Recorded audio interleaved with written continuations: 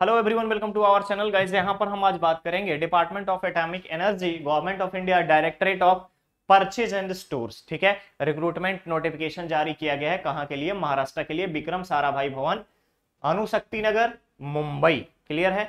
Next आता है यहाँ पर रिक्वायरमेंट क्या है, तो ऑनलाइन एप्लीकेशन के डेट सबसे पहले आपको जानना है। 22 अप्रैल से स्टार्ट होगा। आज कितना है? आज है आपका 18 ऑफ अप्रैल। ध्यान रखिएगा, आज है आपका 18 ऑफ अप्रैल। 22 अप्रैल से आपका ऑनलाइन एप्लीकेशन प्रोसेस स्टार्ट होगा। लास्ट डेट रखा गया है 15 ऑफ मई। इसके बाद लास्ट डेट में अगर आप देखेंगे 15 ऑफ मई रखा गया है। Tentative schedule of level 1 exam that is OMR based और लेवल 2 डिस्क्रिप्टिव एग्जाम, ये आपको सेकेंड वीक ऑफ जून में प्रपोज्ड है। ठीक है, प्रपोज्ड है। हो सकता है वहां पे कुछ चेंजेस आए तो ऑफिशियल वेबसाइट के माध्यम से आपको सूचित किया जाएगा। क्लियर है। नेक्स्ट हम आते हैं पोस्ट क्या है, तो पोस्ट है जूनियर परचेज असिस्टेंट या junior store keeper, group C का पोस्ट है। पे लेवल होगा आपका 25,500 से 81,100 तक का। Minimum age limit 18 years, maximum age limit 27 years. Clear है।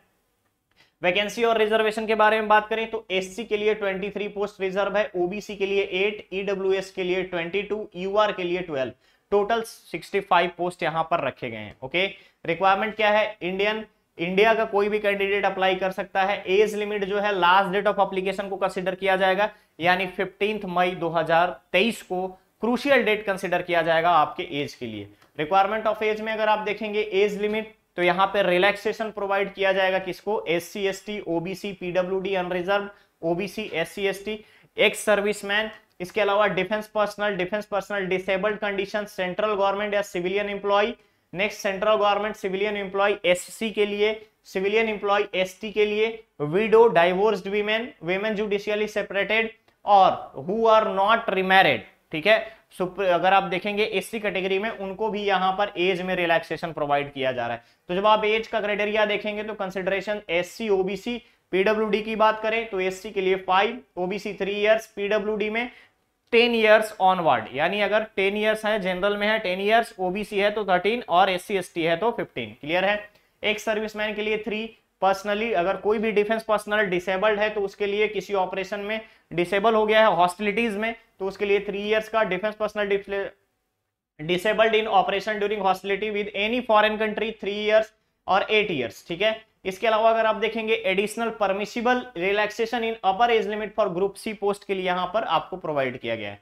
इसके बाद अगर हम बात करें बेसिक कंडीशंस बताई गई है एक सर्विसमैन का, टोटल सर्विस रेंडर कितना होना चाहिए। अब हम आते हैं यहाँ पे इकोनॉमिकली वीकर सेक्शन के लिए। इकोनॉमिकल वीकर सेक्शन को गवर्नमेंट, सेंट्रल गवर्नमेंट के रूल्स के अकॉर्डिंग 10% का रिलैक्सेशन प्रोवाइड किया जाएगा, रिजर्वेशन प्रोवाइड किया जाएगा। ओके, नेक्स्ट यहाँ पर आपका सर्टिफिकेशन कैसा होना चाहिए, कौन ऑथराइज्ड है उस सर्टिफिकेट बनाने के लिए? District magistrate, chief presidency magistrate या additional chief presidency magistrate, presidency magistrate, revenue officer, tehsildar rank का कोई भी अगर आपके पास रेवेन्यू इंस्पेक्टर है तो आप वहां से भी आप बनवा सकते हो। ठीक है। नेक्स्ट हम बात करेंगे यहां पर आपका प्रोविजन के बारे में बताया गया है कि फिजिकल लिमिटेशन जो है कम से कम आपका डिसेबिलिटी के कंडीशन में राइट करने की थोड़ी सी अगर आपकी डिसेबिलिटी है तो आपको वहां पे स्क्राइब के लिए पहले से आवेदन देना पड़ेगा। ओके, क्वालिफिकेशन नेक्स्ट आता है हमारे पास। क्वालिफिकेशन तो ध्यान रखेंगे ग्रेजुएशन इन साइंस होना चाहिए, कॉमर्स। इसके अलावा diploma mechanical, electrical, electronics, computer science, लेकिन क्राइटेरिया 60% मार्क्स यहां पर एलिजिबल होगा। नेक्स्ट आता है मोड ऑफ सिलेक्शन, तो पहला होगा लेवल 1 का एग्जाम ऑब्जेक्टिव और लेवल 2 का डिस्क्रिप्टिव। क्लियर है। इंपैनलमेंट क्राइटेरिया मार्क्स ऑब्टेन में जो भी आपका लेवल 2 एग्जामिनेशन में आपका जो मार्क्स आएगा उसी एग्जामिनेशन को आगे हम प्रोसीड करेंगे यहां पर मेरिट लिस्ट के लिए, ऐसा ऑर्गेनाइजेशन के द्वारा बोल दिया गया है। इंडक्शन ट्रेनिंग जैसे ही आपका सिलेक्शन होगा 6 मंथ का आपका इंडक्शन ट्रेनिंग होगा। उसके बाद यहां पर इंडक्शन ट्रेनिंग करने के बाद मैंडेटरी होगी आपको उसको वहां पर पोस्ट दिया जाएगा। नेक्स्ट अप्लाई कैसे करना है? ऑफिशियल वेबसाइट www.dpsdae.formflix.in पर जाके अप्लाई करना है। जैसे ही वीडियो चैनल पे अवेलेबल होगा डिस्क्रिप्शन बॉक्स को विजिट कीजिएगा, देखिएगा उसमें ध्यान से ऑफिशियल नोटिफिकेशन का लिंक और ऑफिशियल अप्लाई करने का लिंक, सारी चीजें वहां पर मेंशन कर दी जाएंगी। क्लियर है। नेक्स्ट है सबसे पहले आप स्टेप 1 में रजिस्ट्रेशन करेंगे, डिटेल्स को फिल करेंगे, इसके बाद सबमिट करेंगे। सबमिट करने के बाद आपको एक लॉगिन आईडी और पासवर्ड जनरेट होगा। लॉगिन आईडी के बाद फिर आप उसको एक्शन को यूज करके फर्दर एप्लीकेशन फॉर्म को फिल करेंगे। क्लियर है। इसके अलावा नेक्स्ट आता है आप पेमेंट गेटवे के लिए, तो पेमेंट में अगर हम बात करें एप्लीकेशन फी पे करेंगे। एप्लीकेशन फी जो रहेगा यहाँ पर आप credit card, debit card, net banking या वॉलेट के माध्यम से भी यहाँ पर कर सकते हो। क्लियर है? जैसे ही आपका सक्सेसफुल होगा कंप्लीशन, फिर सेंटर ऑफ एग्जामिनेशन चूज करना रहेगा। सेंटर ऑफ एग्जामिनेशन चूज करने के बाद फर्दर आप प्रोसीड करेंगे आगे से। नेक्स्ट आता है रिटन एग्जामिनेशन का आपका नोटिफिकेशन में क्या क्या सिलेबस रहेगा। तो पहला रहेगा सब्जेक्ट जनरल इंग्लिश का, जनरल इंटेलिजेंस, रीजनिंग का, साइंस जो रहेगा 12th स्टैंडर्ड का होगा, बेसिक अकाउंटिंग प्रिंसिपल। अगर आप कॉमर्स बैकग्राउंड से है तो यहाँ पर अलग अलग रहेगा। जैसे साइंस बैकग्राउंड से है तो आपका साइंस से रिलेटेड, कॉमर्स से है तो कॉमर्स का। Clear? Quantitative aptitude, arithmetic, general knowledge, computer knowledge, ये सारे टोटल अगर आप देखेंगे तो टोटल नंबर ऑफ क्वेश्चन जो रहेंगे यहाँ पर, टोटल नंबर ऑफ क्वेश्चन जो रहेंगे, ये टोटल है आपके क्वेश्चंस के, ये रहेंगे आपके टोटल 200 क्वेश्चन 200 मार्क्स के रहेंगे।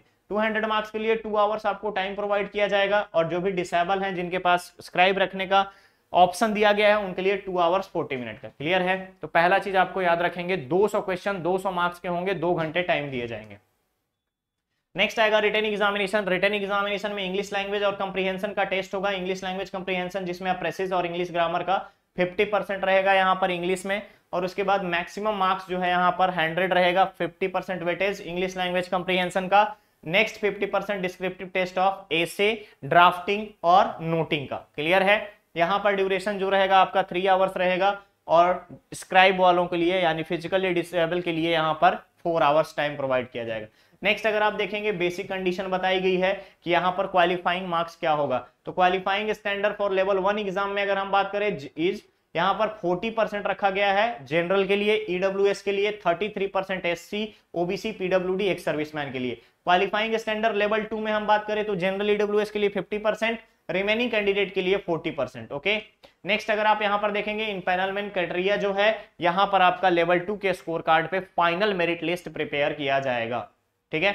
यहाँ पर बेसिक इंडक्शन ट्रेनिंग प्रोग्राम की बात की जा रही है, तो बोला गया इंडक्शन ट्रेनिंग प्रोग्राम में आपको 18,000 रुपया पर मंथ की स्टाइपेंड दी जाएगी, और एडिशनल स्टाइपेंड आपको 25% ऑन एक्चुअल स्टाइपेंड। ठीक है? यहाँ पर आपको बुक अलाउंस 3,000 रुपए का दिया जाएगा। तो यहाँ जब आप देखेंगे तो इनिशियली आपका 21,000 रुपए मिलेंगे मंथली, जिसमें से आपका ये ट्रेनिंग पीरियड का चलेगा टोटल 6 मंथ तक। क्लियर है? बॉन्ड एग्रीमेंट करना रहेगा परचेज स्टोर के साथ। यहाँ पर अगर आप देखेंगे तो बॉन्ड एग्रीमेंट होगा, और बॉन्ड एग्रीमेंट करने का मतलब है कि बीच में जब आप बॉन्ड ब्रेक करेंगे तो उसका जो भी लीन अमाउंट होगा वो आपको पे करना रहेगा। क्लियर है? एडमिशन के बारे में बताया गया है। इसके बाद आपको बताया गया है कौन कौन सा डॉक्यूमेंट चाहिए, Aadhaar card, voter ID, driving licence, कोई भी एक आपके आइडेंटिटी प्रूफ के लिए ये सारी चीजें रिक्वायर्ड होंगी। डॉक्यूमेंट वेरिफिकेशन के समय में सारे ओरिजिनल डॉक्यूमेंट्स रिक्वायर्ड होंगे। जैसे ही आपका मेरिट लिस्ट में नाम आएगा आपको एक इन्फॉर्मेशन भेजी जाएगी, मेल किया जाएगा, और मेल के माध्यम से आपको बताया जाएगा कि क्या क्या डॉक्यूमेंट्स आपको लाने हैं, किस फॉर्मेट में होना चाहिए, क्या कोई अटेस्टेशन रिक्वायर्ड है गजेटेड ऑफिसर का, ये सारी चीजें आपको वहां पर बता दी जाएंगी। ठीक है? इसके बाद भी अगर आप देखेंगे तो यहाँ पर बहुत सारे क्लॉज मेंशन किए गए हैं, रीमैरिज के कंडीशंस मेंशन किए गए हैं वीमेन कैंडिडेट्स के लिए।